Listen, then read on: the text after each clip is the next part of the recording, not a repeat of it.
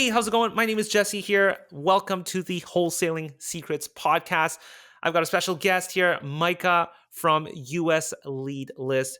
I call it the death list. That's really what it's about here. And really, Micah is sort of talking about his sort of strategy when it comes to probate properties or pre-probate properties. What they're doing, the language that they're using, the marketing channels that he's finding huge success in, and just his story in general. I really, really enjoyed this episode here with Micah. So uh, I hope you enjoy this one as well.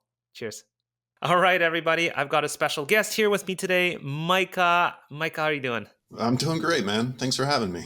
Yeah, absolutely. I think we kind of got connected before, but now we're connected here and on the show, and love to just kind of get to know you a little bit and as our listeners might not know you, give us a little bit of background about your journey as somebody in real estate or in business, so we have a bit of a picture here. Yeah, sure. I mean, a few foundational things, before business, I'm a husband, I've got 4 kids. When I'm at work, I kind of wear a couple different hats. So I run an investment company that I use, mostly my own data product for. And then my data product is, its face name is US Lead List. And we line death and real estate ownership across the nation and provide that like as a data as a subscription service. That sounded so dark there for I, a I second. know, I know. It's unfortunate, and it's true of most great deals. So they all come from desperate situations. Death is definitely one of those, and one of the most consistent that you can plot, look at, and kind of get yourself in front of these people to get traction in your real estate and make money. Like that's what we're here for. There's another side that I really actually appreciate is that I end up helping these people a lot more. I feel like it's not just about money. It's emotions. It's hard. Life's hard. Losing someone is hard, and having someone who cares, who if they need help with real estate, is a really big piece of why I run this business and why I like continuing to invest myself. So funny, like in terms of timing wise, I was just on a call with my co-founder, and we're sort of working on life insurance just in case if somebody dies, and we know somebody who had a co-founder and they died, and anyways, totally different area there. But okay, so death. I mean, why did this stand out for you? Like, how did you fall upon it, and you realized, hey, this is an area that you'd like to look further into? I don't know your story with US Lead List and your service. We'll definitely talk a little bit about that. But yeah, help us get an understanding more about how you fell upon this. Truth be told, I didn't actually plan on falling into it. I purchased this business about 5 years ago, so I was already in real estate. I was a landlord. I was doing just maybe a handful of deals a year. Working, it was just a side hustle. I was working in restaurants. I had a construction, all these different things. Chronic entrepreneurs that we just can't help ourselves, right? Got to create chaos everywhere we go. So I hurt my back though really bad. Like I was horizontal for 6 months, and at this time it was right at the beginning of COVID. And so my construction business that I was running, like I couldn't do anything, like literally couldn't get out of bed. And so I just like dawned on me, I'm like, I need a change. It's like I can't do what I'm doing anymore. I need a shift. And I already mentioned I had 4 kids, so like, there was a lot depending on me. I needed to make a shift, and it had to happen. And so I just started vetting businesses. So I'm like literally crying.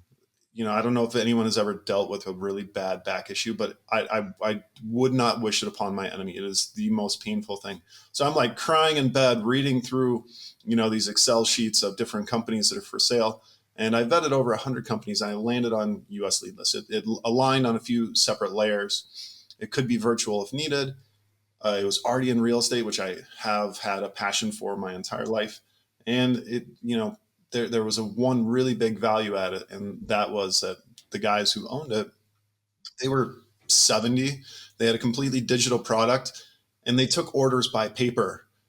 So I'm like, all right, if I can figure out how to automate this business, make it run more smoothly, I can remove a couple employees, and I can win back more of that income that they were paying employees for. And so That's basically what I did about 5 years ago. I purchased a company and yeah, continued to do deals myself, and now run the business and get to help people change their lives by doing more deals in real estate. So, by the way, I agree with you on a back injuring your back. I did that. It took me 6 months as well. It Dude, was horrible. I've never, yeah, it was horrible. And I know what you mean when you're crying. You see people who are running, and you're like, man, you don't know how great you have it. yeah, So I exactly. can completely relate with you. Um, okay, so you purchased US Lead List. That's really interesting. At that time, were you already doing deals? And what kind of Mhm. deals were you doing? Yeah, Were you yeah. I probably wholesaling or? had maybe I don't know, 10 doors or so. And I did a variety of maybe a flip a year, a couple wholesales, some wholesale, just organic. I wasn't doing much marketing other than just networking. Um, and it was a little bit different, even in 2020, you could still find stuff on the MLS, it wasn't the market that we're living in now. And so it was a different atmosphere. And so, when I took over the company, that's when I really started diving deep into direct to seller marketing. And, because now I had all this data to play with, and I just wanted to explore it and, get traction as fast as possible. I want to get a perspective from your shoes. You're coming into an existing business, okay? And now you're looking to, I mean, you mentioned those words, automate and probably build out better processes. And I'm sure a lot of us that are listening right now, have a business or growing one, and we fell behind on creating processes and automations. What did that look like? What did you look at first? And what happened in the end? Yeah. So, I mean, automation, right? At its core is, taking a process that you repeat regularly and turning it into something that happens automatically. And so for me in my business, it was, credit card charging. So they didn't have any means to do that. They this is so funny. The guys, they would stay up all night hand typing in credit card numbers and charging people manually.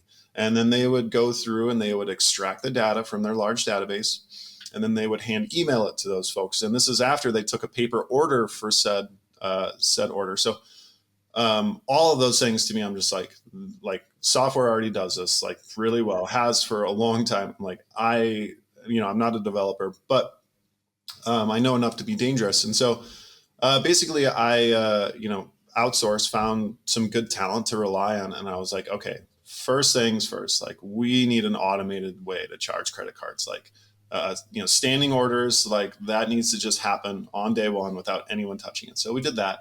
Um, and then a lot of our data processes, and this was very much an iterative thing because initially we were using outside APIs and different things from data providers, and so we basically brought all the data in house, and we were running everything on our own search queries and SQL and doing all of those things. So we cleaned up the whole data process, so that mostly happens automatically from our bunch of different channels that we're bringing it in from. And yeah, I mean, just like basic predictable things. And what none of it was like rocket science, but like outside looking in, I'm like, man, these guys are crazy. They're wasting so much time, just spinning their wheels on this thing that like should like it shouldn't take any time at all. So those were the main pieces. Just getting clarity on what's repeatable, what can you take away from someone who's just like they're just a monkey sitting, it's like the same thing over and over again. And that was really easy to identify. That can be a challenge in a lot of different businesses, right? Because maybe it's title work, right? And he's like, I don't know. It's like, okay, can I remove myself from dealing with the seller and title work and all those things by hiring a TC? Like, could you make more money doing that? Probably. If you're busy, if you spend any time doing that and you got it off your plate and spent that on doing more deals, like, would you make more money? My guess is yes. It's just leveraging your time by getting the background stuff out of the way. And so I think the hardest thing actually is like when you're in the minutia of your business and like allowing yourself to let something go. That I think is the hardest part, because in some ways, at least for me, I found like you take pride in doing the work. You like, it's yours, it's your baby. You develop this process, and then handing it off, giving it off to someone else who may not be as capable or you don't trust. That's the challenge. And so, finding the right people to um, leverage your know-how and give them a process, that is tantamount in that whole process. I think it's great that you stepped into a business where you didn't get involved with growing the business itself. It sort of gave you a distance to be able to look at this objectively and then, hey, these things need to get automated. That's really cool. And, for when I think about automation, a lot of times you're right. I mean, there are going to be those annoyances that you can use technology to take advantage of. But I also don't want to downplay, the human automation. When we're talking about scaling a business, you have two things you can use: technology and people. And leveraging people is just as important. But clearly, you saw that technology could come in and solve a lot of the problems, and rather than human resources, and you can open up some margin there. So I encourage those that are, you know.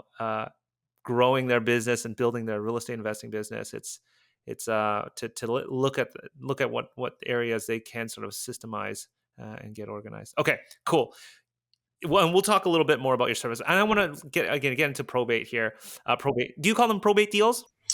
Well, I mean, yes and no. So it's certainly, like, probate is a subset, but we come at it from a different angle. So we're not going to courthouses. We're not searching for probate cases that are opened. We start at the original event, which is the death.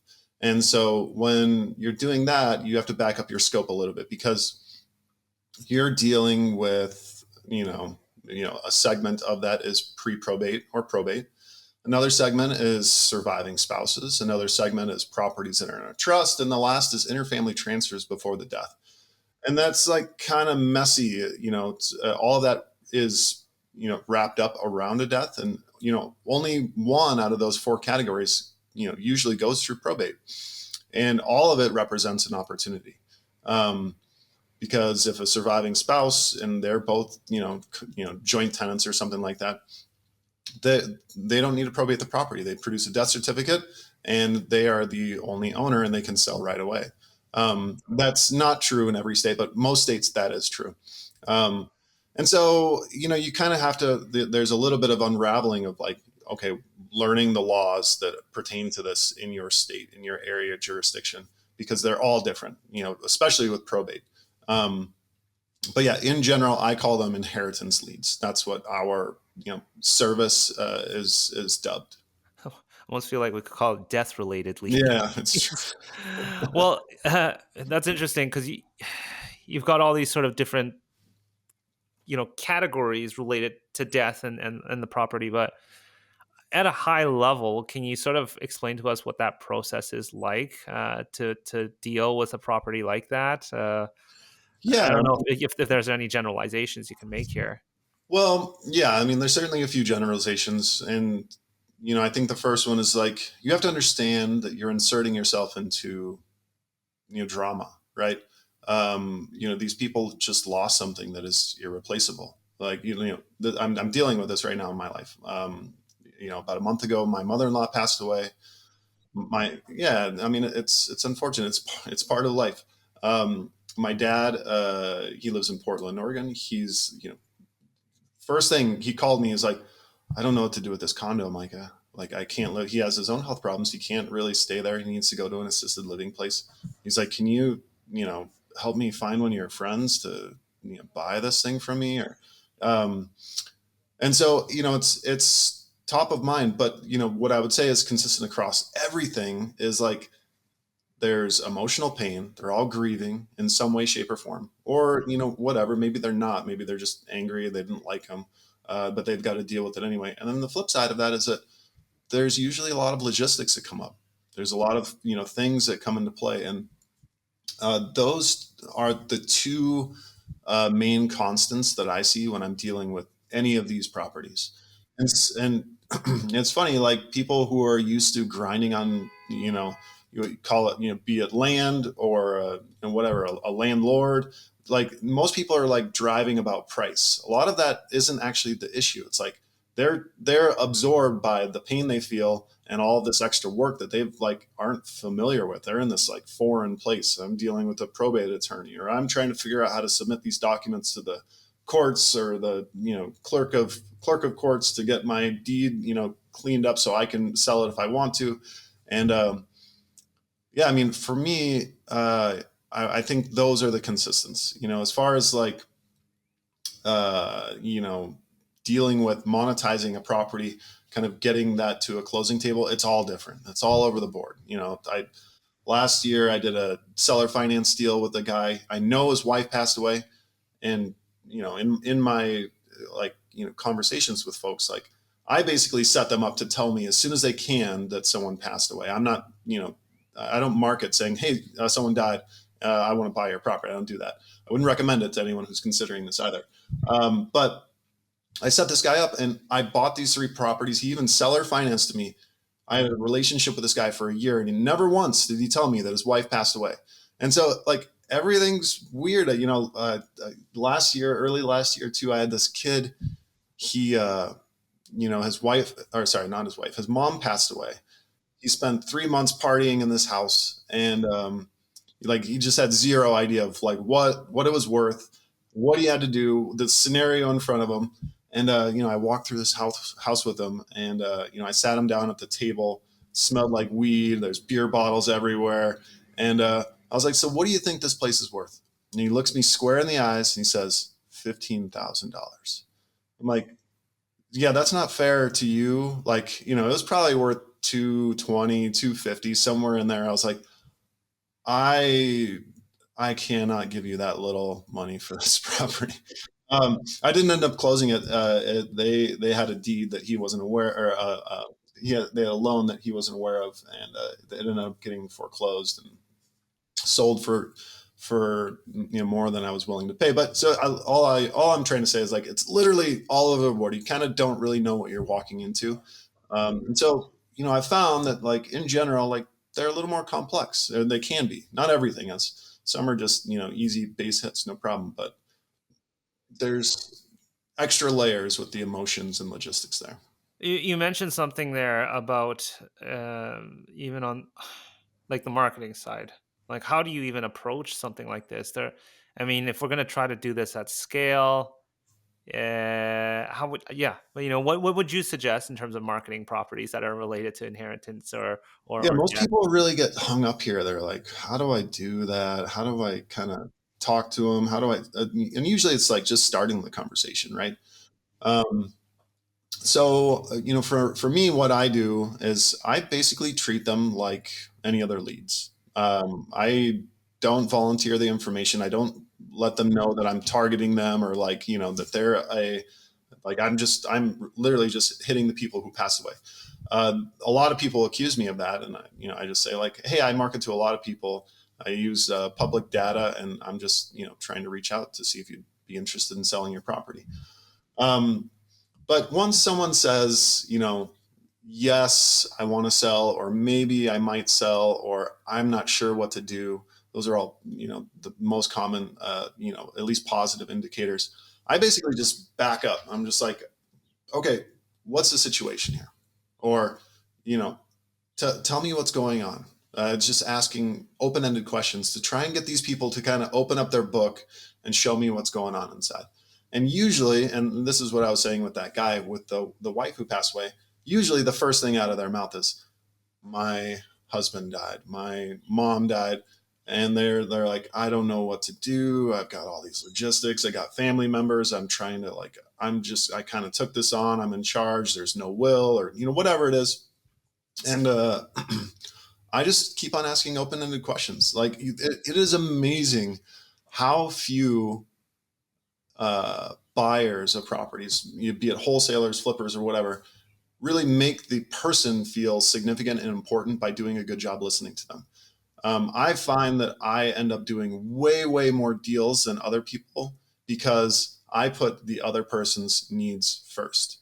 And if you can do that at scale, where you're like, my acquisition calls, they're longer. so what? Like, I got to hear about, some guy's tour in Vietnam. I got to hear cool stories. These people who live these rich, full lives that are alone, sad, and in a hard place. And here I am, I show up and I just listen to them. I have a wonderful conversation and get them to know, like, and trust me.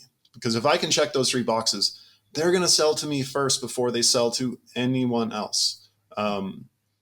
Price isn't, you know, it's not as important with probate deals because they, usually the homes are paid off, and the biggest pain points are emotions and logistics. So if you show up, they like you, like, who cares? Like, be the last person at the table and at least match that last person's price to get them, because they like you and they're honest and they'll tell you exactly what they're getting from someone else and if it works for them. What I'm hearing here is, Micah, is like you're taking the time to have that conversation. You're really putting them their needs first. Uh, but how does one find the balance between doing trying to do this at scale? You don't want to be spending all your time on the phone and hearing everybody's story. So is there sort of a is there a threshold that you look at in terms of values, or what do you even at glance, or do you just sort of get a sense for things? What can people do to sort of balance that out? Yeah, I mean, this is where a scenario that, if people are like super into automation and, like, texting, or like just where they're non-humanizing leads, it probably isn't a good fit. And so, for example, I live in the Madison, Wisconsin metro, and there's maybe, I would say, 8 to 900,000 people in this area. Every month I get a list of 200 people. This is this is just a little teeny weeny piece of the whole market. So I'm not like hitting people, like tons of people. I'm not doing a crazy amount of deals, but in general, I'm making way more money than, normal people's spreads. Last year, I think, just in this area, I closed 7 deals. My net for those 7 deals was over 600,000. So, like, my deal averages are really, really high. And so for me, like, it's an active choice. I like doing, a $10,000 deal here and there. That's fine. That's great. It's a good way to cut your teeth. I would rather close a larger deal, that there's more gravy, than to close, fragments of that deal. And so, and probate, usually, just by the nature of them, the deal size is larger, the profit margins are higher. Yeah, I guess it just depends. Like, with we sell our data in a couple different ways. For land, we sell it by the state. So the land is just like a segment of an already small piece, right? So we sell it to one person for a year, the whole state, and that's kind of how we work that product. So you do end up getting a lot more leads, and you do have to scale up. I guess initially you get a lot more leads, and so, there, if someone were to scale this, or they were marketing to a lot of leads, having a gatekeeper, or, basically any way that you can just get someone to, like, say, hey, I want to sell my property. So you could have cold callers do it. I've done that. I like direct mail best personally. That's my highest ROI channel currently. Where, it's like you weed a lot of people out of, they're just like, oh no, I don't want to sell. Great, no problem. It's like, that's move on. We're not dealing with, an insane amount of leads. And so for me, it's quality over quantity. Sure. Interesting. You mentioned direct mailing. That's something that we do here inside of Pebble as well. And curious, is there anything that you do differently with your direct mailing that you're open to sharing? And I won't Yeah, put you on no, the spot here. absolutely. I'm an open book there. So, I mean, specifically with inheritance leads, first class handling is tantamount. Normally, if someone isn't local, if they're not around, you have to use first class, or it's not going to be forwarded on to that next person. They just destroy it. And then the flip side of that too is, like, if we scrub for, US, like we use the USPS to scrub for vacancy. But that's a moving target. So a lot of these properties will get, the letter will get returned to you and it'll be vacant.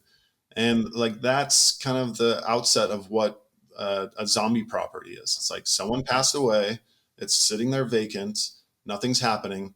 That's a cue for my acquisition guy to go and literally just cold call everyone he can find associated with that property. And so we actively do that in our process. Um, I would say that quality direct mail piece is my preference. So like I use a nice A2 envelope. It's linen colored. We use actual first class stamps on it.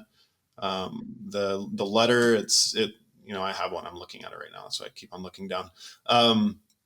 It's got like a calligraphy font. It looks like almost something that you would see from a Hallmark aisle.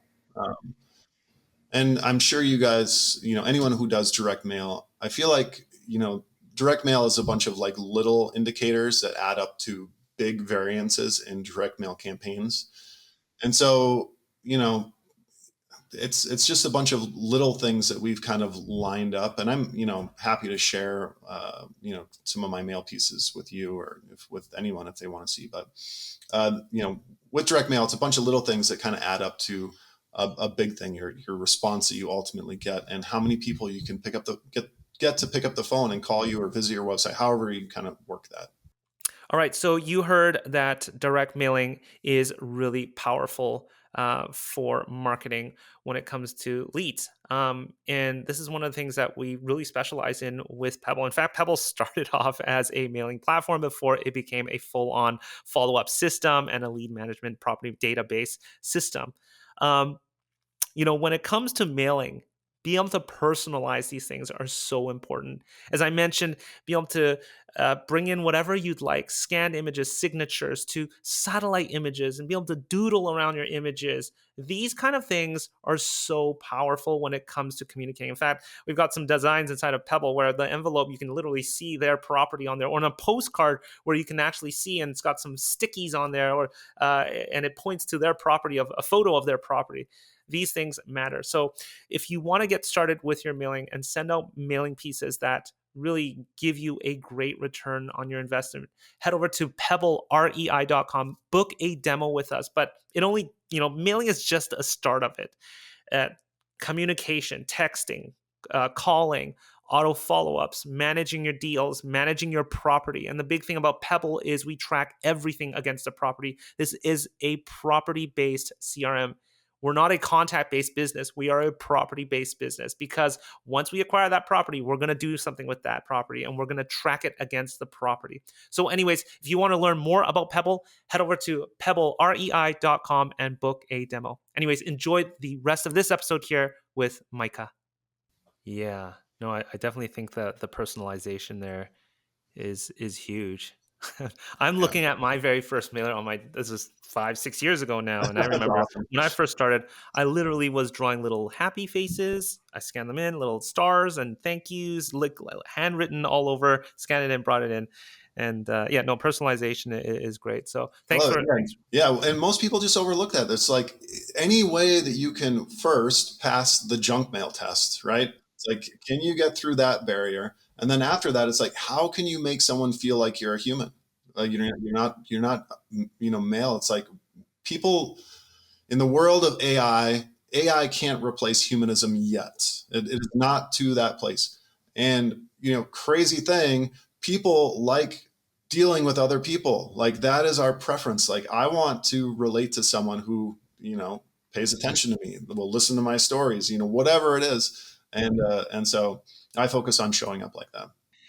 I have said this many times on the show, because AI seems to be a big topic here. It's like there's going to be sort of this inverse where human interaction is going to be a lot more valued, because everybody's radar for AI is going to spike. Everybody will start detecting things. Now, I think there's a lot of upsides to AI. Don't get me wrong, but all I'm just saying is the people side, and I think that both can work harmoniously. And there's some interesting strategies now that we're looking at. But yeah, no, thanks for sharing that. And again, coming back to humanizing, even your letters. One of the things here I am like shamelessly plugging what we do here, but one of the things that we never talk about this with other people is like we print like on the envelope the satellite image of their property. We have like a hand doodle and it says, hey, this is your property, whatever. But personalization like that, I mean, is really, really powerful. So thanks for being open to sharing some of the tactical things that you do. A couple more questions here. um, what what are some common sort of legal pitfalls people have to watch out for when it's related to these kind of leads that you're talking about? Um, well, it varies. Let's say, I can give like a couple specifics, and almost all of them are location based. So, like in California, for example, um, a property that's going through probate, it has to be sold on the MLS. Like, you can't have a private party transaction with probate. The court mandates that it be listed on the MLS with an appointed broker. And so that can really, like, set a wrench. I think that's the only state, as far as I know, set a wrench in that process. There's I guess dealing with probate period. It's like you have to kind of sit on the sidelines while they're sorting through that kind of legal mess. You can get something under contract while it's in probate, but if they don't have the legal authority to sell it, and don't achieve that, then that contract is worthless. And so, I mean, those are like the couple like specific things. Otherwise, I mean, a lot of that stuff, that I kind of mentioned, I don't know the percentages, but a lot of that stuff, it's outside of probate. So you're not even having to deal with that. It's like a trust. That's why people put stuff in a trust, is it bypasses probate. It goes straight to the beneficiaries because it's already kind of pre-planned. Um, and same with, someone who transfers something for death. They transfer for whatever that minimum, drop deed claim price is in that county. And, all of a sudden they're the owner, and, they don't have to worry about kind of the inheritance tax. And maybe that could come back to bite them. I don't actually know enough about that to say perfectly. So hopefully the lawyers that are listening don't call me out.